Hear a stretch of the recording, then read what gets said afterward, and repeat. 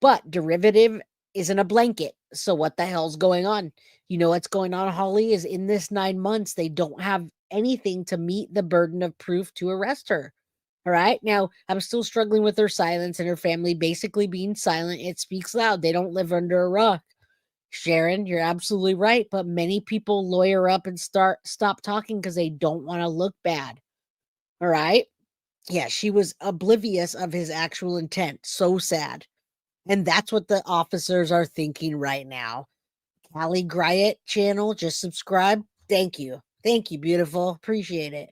Yes. All right, let's keep going. So now we have to meet burden of proof, and I just gave you two things. They need direct evidence, whether that be a confession or admission by the person that they're going to arrest, or a witness testimony. Secondly, they need circumstantial evidence, which they just don't have enough to arrest her. Third, they need physical evidence, possession of tools or materials, items directly related to the crime, weapons, incriminating items, forensic evidence, DNA, fingerprints, or other evidence linking the defendant to the act. They don't have pictures. They don't have a weapon that has her DNA. They don't have a picture. They don't have a text messages.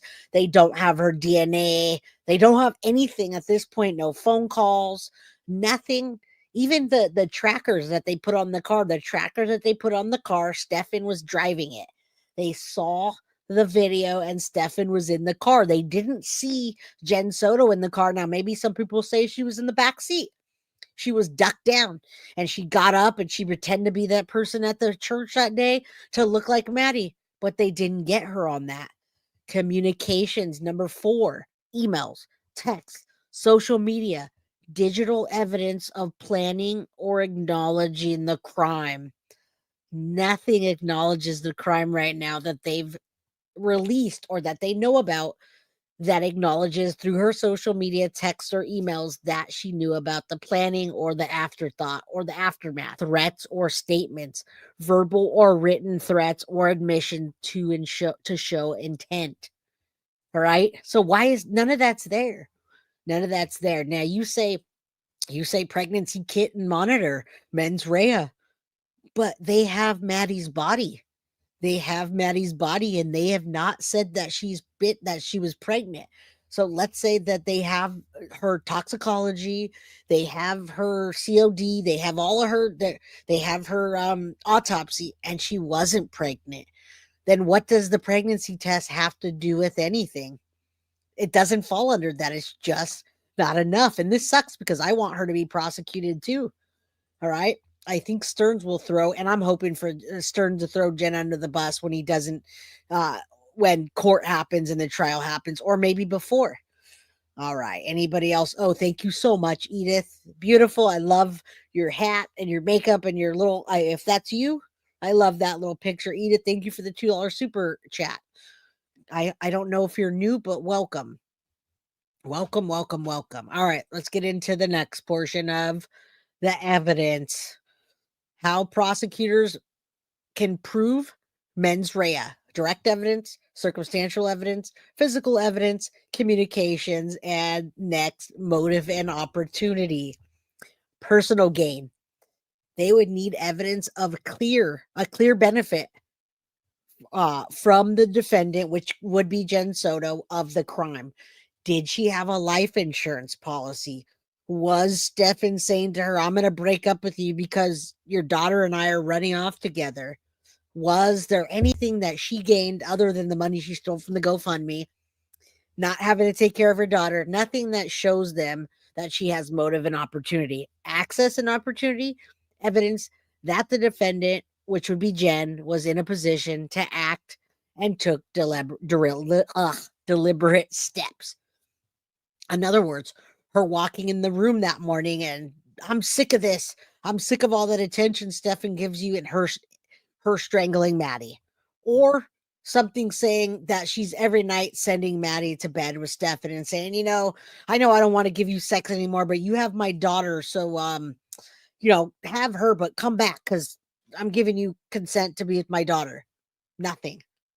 Number 6, expert testimony, psychological analysis, or an expert's insight suggesting intent or forethought. Now, this brings a big question because psychological analysis seems that it would be a big thing here with Jenn SOTO.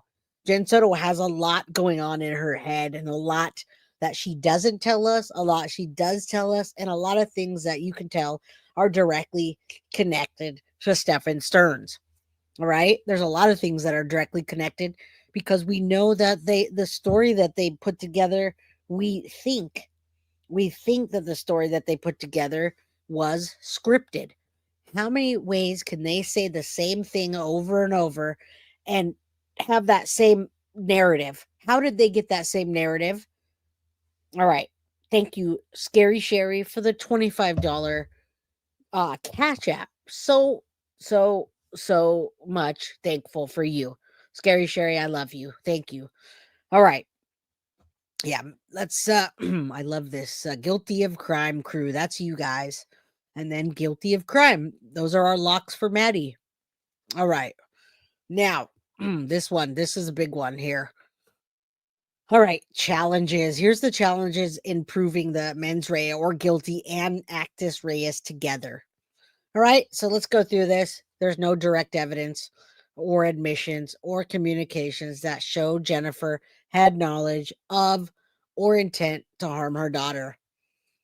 There's lack of evidence showing Jennifer's involvement in a specific act tied to the crime. Next, circumstantial evidence, if any, is likely insufficient to establish both elements beyond a reasonable doubt. So when I talk about challenges in proving this with no direct evidence, lack of evidence, and circumstantial, if we did a purely circumstantial case, you guys, if I said, listen up, crime crew, listen up. If every single one of you can send me one thing that you caught in the next video where Jenn was lying, when her and Stefan said something that didn't coincide with each other, when you see them being scripted, when Jenn did the thing that you think is child neglect, send me that. Send me that thing and I will put a list together and send it over to the district attorney. They're going to say, Jay, this is all circumstantial. Send this to Tyler and see if he wants to file a civil lawsuit. That's what that's what the detective asked her. How can you protect someone that harmed and unalived your daughter? He wouldn't be on this earth if he touched my daughter. Edith, I agree. I agree. All right. I think she's guilty because she knew what was going on. She's been caught. She's been caught out. Okay. All right. She actually did arrange. No, she did not get his lawyer. He did not have a lawyer. He has a lawyer provided to him by the state because he doesn't have money. But she tried to get him a lawyer. Now, laxative to me equals mens rea. No one takes laxative daily.